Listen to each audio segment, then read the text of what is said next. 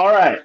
So I'm here with Jake in England, and we're here to talk about.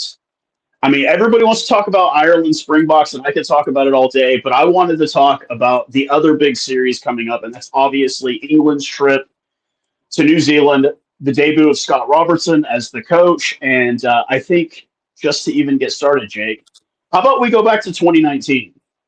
Yes. Not the final. We're not going to talk about that. We're going to talk about one of the most infamous pictures to ever be shown, and hopefully I can get the photo up here in the edit. And that's Owen Farrell, your captain at the time, staring down the All Blacks haka. I mean, you were watching the game, obviously, right? Oh yeah, I was watching that game. How did that like? Because for the rest of us, we kind of thought, man, what a smug bugger that guy was.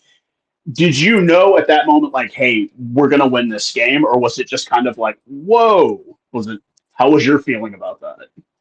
Oh, at that moment, it's just like you better win this game, or that is becoming a meme forever. But you just think that either that England are going to like turn up and be on it, or this is going to be just made fun of forever. But yeah, I think that picture was my lock screen for a good year or two. It was brilliant. It was definitely one of those moments that will go down, and it still became a meme regardless of what happened. Obviously, you beat the All Blacks. This was the consensus team. We won't talk about the final, and then you get back. Usually, the year after a Rugby World Cup is usually a rebuilding year, and you kind of start noticing, unfortunately, some dips in the head coaching there with Eddie Jones, the Australian Eddie Jones. And eventually, he parts ways with the team. You bring in Steve Borthwick. A little shaky at first, leading into the 2023 World Cup. I mean, there was the game at Twickenham between the All Blacks and Springboks, very well attended. And then you guys played a game at Twickenham, and everybody was kind of not anticipating a deep run by you in the 2023 World Cup. And you still, once again, you made the semifinal, Yeah, regardless. yeah. So we make it through the Six Nations, and I know it probably wasn't the Six Nations that you wanted, obviously, but you did keep the winner from getting the Grand Slam. You did beat Ireland. I'm sure that was a really good feeling, right? Yeah, yeah, that was brilliant. Yeah. So, as I've had a Welsh guy on here, I've had Irish guys on here. I've never had an Englishman, and it's always been like everyone hates England as far as rugby goes. Who does England Well, consider? take the rugby out of it if you want, really. Yeah, well, who who does England consider its greatest rival in this Oh, game? uh, in the game of rugby, it's France easily. Is it France? France are the main rivals. And Okay. even historically, I'd say Wales because they were the strongest team usually historically after France and England. And even the last 10 years or 15 years, people forget how good Wales have been. But yeah, France are our main rivals, I would say. Yeah, it's funny you say that. Like Wales also made the semifinal in 2019, Yeah, and Alan Wynne Jones. That whole obviously they're in a completely different place now than they were back then, as they get to go take on the Wallabies, who are also in a much lower place, not even making it out of the pool. That's how bad yeah, the Wallabies did. So you go through the Six Nations, you get the victory over Ireland. You've already had a warm up game against your former head coach, Eddie Jones, in Japan. And I mean, like, you guys absolutely demolish the Japanese. Um, Obviously, losing some key guys. Owen Farrell has taken a contract in France. Courtney Laws has also taken a contract in France. So you're missing two key pieces of this team. But Courtney Laws had retired though. he has retired. Okay, I apologize. I thought That's he had right. taken. No, he has retired, Yeah, and so you're missing two key elements to this team. But in their place, you get to see some young guns, and we get to see Marcus Smith really start to hopefully take hold of that number 10 jersey. How are you feeling going into this series? Um, I think there's lots of points, by the way, to pick up on. So like that, just before the World Cup, that warm up versus Fiji, there was like 50,000 people there. It was really low expectations, but Yeah. we did still make the semi final, and 1 point loss to South Africa with the last minute penalty, and we're laughing. But I think Borthwick didn't have all the coaching staff he wanted and all the sort of 100% of the players he wanted. So this Six Nations is the first time he's had that opportunity to be fully Steve Borthwick's England, really. And it definitely started off slow. And people, you say, I'd be disappointed at Six Nations. No one was expecting England to win that. They just wanted performances. And after the first three, and that Scotland one in particular, another loss to Scotland, it was the mood was down. And then those performances for Ireland and France have just transformed it. The mood, they were great performances. Even though we lost against France, it was just we were competing well against a sort of established team. So there's a lot of optimism going into this series, and I do think England, they've been under Borthwick for a year and a half, whereas New Zealand only been with Razor for a week or two, really. So or a bit longer. I think England should be disappointed if they can't get one win. I'm in total agreement. I obviously, everybody can see I'm wearing a Crusaders jersey. I'm not really a Crusaders fan. I just felt like wearing something New Zealand. I got the flag in the background here, obviously, but yeah. I've been one of the few people who's a massive Southern Hemisphere. I'm a huge Springboks fan, but I'm saying the same thing. England should be able to at least pull out a win in one of these games, and I'm thinking this weekend at Forsyth Bar under the Glass Dome. This is the perfect opportunity for it. The squads have already been named for both teams. Are there any guys that maybe we don't like? Obviously, we all know who Marcus Smith is. We know some of the bigger names. Are there any of these lesser known guys that you think, hey, could have the potential to be X factors in this game? Well, obviously, it's just a 2-game series. So this first game is huge because whoever loses, there's so much pressure on the second game in Eden Park. Yeah. But about players-wise, it's quite difficult. Off the bench, I know you've got Marcus Smith. Obviously, Owen Farrell is sort of moved away and George Ford is injured. So we've got Marcus Smith. He's going to be very entertaining, hopefully, for Harlequins this year. He has been fantastic. But we've also got Finn Smith, who's 21 years old, if people don't know him, playing for Northampton. They've won the Premiership, semi-final in the Champions Cup, and he's kind of like a young George Ford. So I like to see him off the bench a lot. But also, I think players who are kind of unproven are the wings, but there's definitely a lot of excitement. Emmanuel Faye-Reboso, ex-the Chiefs, has been incredible. He literally, the most similar players to him in the world is Mark Telaire. So it's quite interesting that they're going to go up against each other. That is going to be a key matchup in the game, and I agree. And we've brought it up in private conversations outside of that. Is where I see.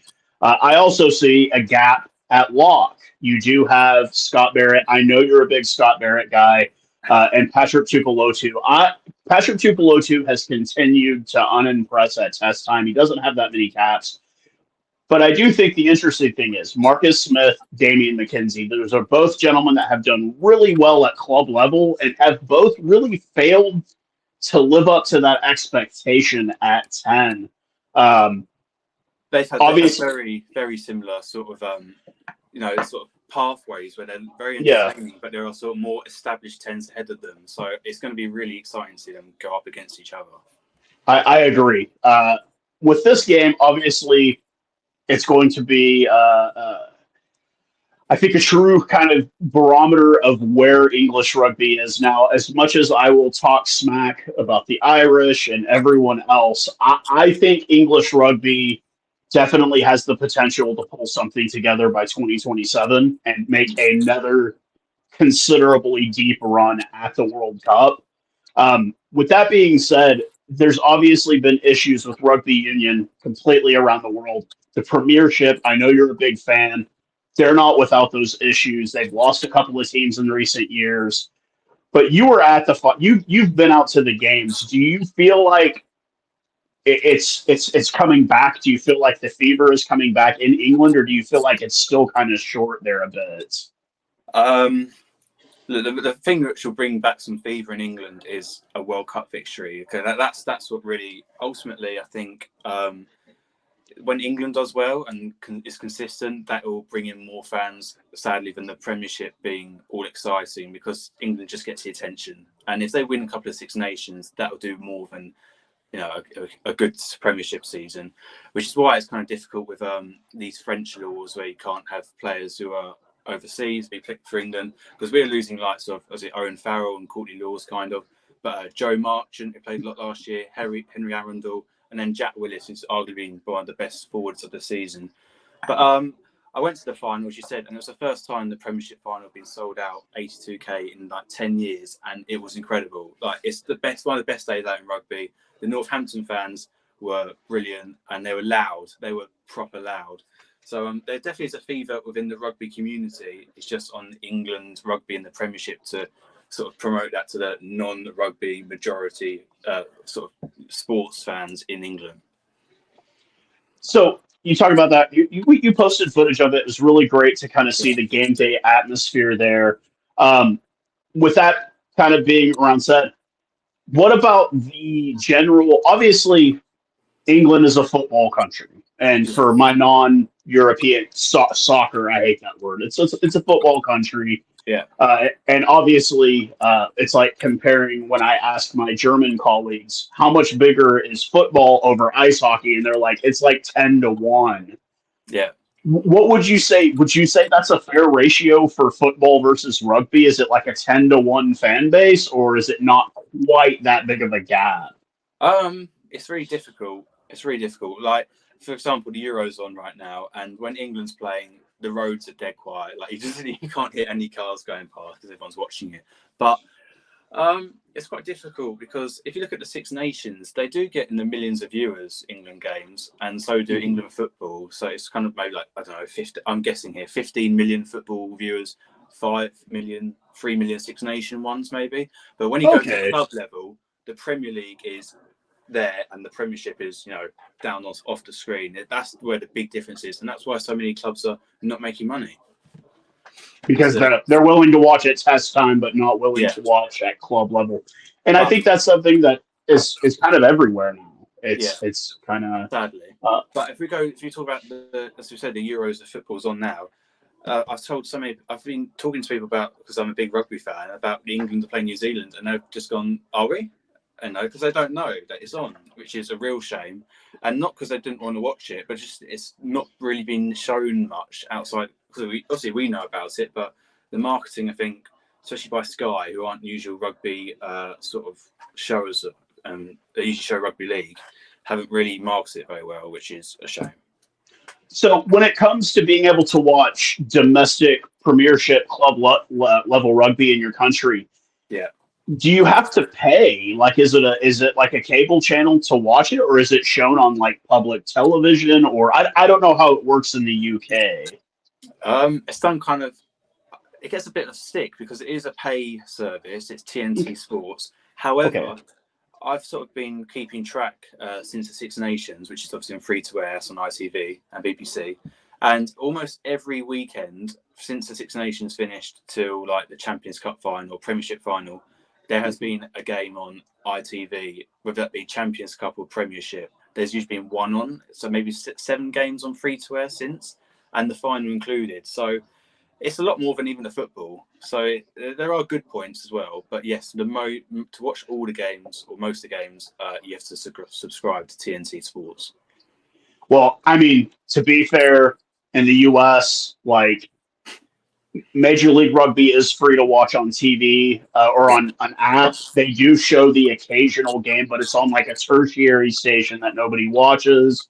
So it could be a lot worse, but I know that television is different outside of the United States than it is in the United States. I know, like, in New Zealand, you have to pay to watch everything, and it's for me, I think it's what's hurting the game too a lot. It's that there's not a whole lot of accessibility to easily watch the games at the club level, not at the test level, but at the club level. And I think that does hurt a bit as well. It's difficult because all the football in or 90% of it in England is behind Sky Sports or TNT as well. So it's not like people aren't used to that. It's just they're already football fans. You know, they watch the highlights. They don't even if they don't have the subscription, whereas they might not know there's highlights of rugby or just not be rugby fans. But yeah, it's so poorly marketed even to like Six Nations casual fans. But it is.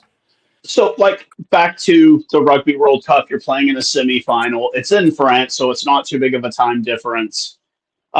If you were the streets, like you said, was it like that same vibe? Were the streets empty because everyone was at home watching the semifinal, or was it not quite the same? Oh, I couldn't quite remember the actual day and that, but there was definitely, you know, lots of people watching. I'm not sure it would be as big as the football on right now, but it was still a lot more than we talk about rugby than usually do. But if you know what I mean. Yeah. Well, we have obviously the Super Bowl here in the U.S., and my now wife and I, we actually chose to go to the grocery store during the Super Bowl. There was the market. There was no one there because No. everybody's at home watching the game. Yeah. And so I can get what you're saying about how like the streets are empty, everybody's at home or at a pub watching the game, and I know you'd wish to see that kind of fever for rugby. Like I know you wish it was just that same kind of fever, and it was like casual conversation was about the Red Roses, not the football team. Yeah. So don't get me wrong, I like both, but it's just I think rugby should be, you know, on par, and it's just so not there, and it's just such a shame because the Premiership this year has been so good. It's been one of the best seasons in years. It's just and not just the closeness of teams, but the styles of rugby being played. Northampton and Harlequins in particular are just two of the most entertaining teams in rugby in general. With that, so I wanted to ask something, and I think I've asked you this before. Eligibility rules to play for England. Do you have to play in England to play for England? Yes, you do. You have to play in the Premiership to play for England. Wow. So it's Ireland, New Zealand, England. I think France you have to as well. I don't think they do actually, but I just no one leaves, so they don't have to put that rule in. But yeah. So Wales, I think you can leave after 25 caps or something like that. Yeah. Scotland, I think you can play wherever and play for Scotland, at least. Yes. Because Finn Russell doesn't play in Scotland. South Africa is everywhere. Argentina obviously is everywhere because they don't really have a domestic league anymore. And Australia is kind of everywhere. Although Joe Schmidt has not selected any foreign-based players for his squad. So obviously, like I said, big test this weekend. Can we get a score prediction from you, man? Oh. I was literally about to try and pin that back up. Do you want to re-ask that question in a second and clap? No. Just we'll leave this in, dude. It happens. A score prediction. Oh, Jesus. I'm really nervous about this one. You know, I've thought about how the game might go. I've not actually thought about a score prediction. I think it might be lower scoring this first one. Two teams trying to sort of work each other out. Figure out things. Yeah, I think maybe sort of 22 to 18 or 15-ish, that sort of score line. That's a fair, yeah, because you're playing a team that has not played since the World Cup. So and, you know, England kick the ball a lot, and so New Zealand's going to have to be awake to that and sort of a set piece. And hello, oh Jesus. Well, have you noticed who they have started at 15 for the All Blacks? They did not start Beauden Barrett. Yes. They've gone with Stephen Perifetta. I think that works in your favor a bit if you're going to kick the ball. Having a guy like Beauden Barrett back there, it's a little scary to kick him the ball because you know he still can make things happen. Beauden Barrett was on great form for the All Blacks last year. I know he had a bit of a shaky season with the Blues because I was watching the Super Rugby, but for the All Blacks, he was brilliant last season. So definitely glad he's not starting. But yeah, I've been looking through some of the lineups, and there's a lot of experience for England in the forwards, but the backs, it's a lot less. And even like the back three, which is Tommy Freeman, Faye Boso, and Furbank, they've got about under 20 caps combined. It's very inexperienced. So with you saw obviously how the Springboks. No, it wasn't just because they had 15 versus 14. Set piece play. Set piece Yes. play is very important, especially in the Southern Hemisphere. And for what you're telling me, you have the guys for good set piece play with the more veteran players up front, and that's what you're going to need. You're And going to also, need that. So Northampton have been the best attacking team in the Premiership off set piece. They love lineouts. yeah, And there are 3 Northampton players in the back line and 1 on the bench as well. So expect some more dynamic, hopefully attacking runs from England. We saw a bit of it in Japan as well. They're trying to, as a squad, be more attacking and running with the ball, but still kicking sensibly as well. So hopefully we'll see a good mix. I did find out today something very interesting. There is a former Red Rose on the U.S. coaching staff. Is there? Nick Easter is our forwards coach. That's a pretty good appointment, though, isn't it? Yeah, he's the. Is it Australia who got the English coach as well? I don't know. I don't know. I know it's Schmidt. And I think he got a Kiwi coach as well to come over with him. Who is Borthwick? All we know is Borthwick. What is his assistant coaching staff? Do you know any of those guys? Who they are? I think Kevin Sinfield, is the skills coach, is an ex-rugby legend. And then Richard Wigglesworth is the attack coach. I can't remember who the defence coach is off the top of my head, but yeah. Yeah. But Steve Crawford's all about defence as well, so he'll be pretty good at that. Yeah, should be fine with that. Well, I got to thank you for coming on, man, for this brief chat. And you got a score prediction? My score prediction, I'm gonna go 24-13. I think you're gonna double them up, man. I think the All Blacks are gonna look rusty. Hopefully. And I think the one try that they get will not be a back. It'll be a forward that gets a try. It'll be Artie Savea. At the 47th minute, he's going to get a break and run it through. I love Artie Savea. I'm not going to lie. You could probably say he's great, too. I'm saying Scott Barrett, man of the match. Oh, no. Scott Barrett will be seeing. I'm going to break it out so everybody can get a good laugh. The only thing Scott Barrett will be seeing is one of these and being sent off. But I thank you for coming on here, man. We'll have to talk after the series is over. Sorry, we got the autumn camera thing. Yeah, no. We've got the autumn tour coming up later in the year, and I believe we get to play England in that tour. So yes, I will try to get to it. But yeah, at Twickenham. For all the videos you've posted, apparently South Africans have made Twickenham their third home, basically. It is. I saw them play England there, New Zealand there, and Wales there, and they got 3 victories, resounding victories. So they love it there, and the Springbok fans love it as well. Man, you like a good curry, you like a good beer, and it's just what it is. So thanks for coming on, man. I appreciate it. Thanks for having me. Thank you.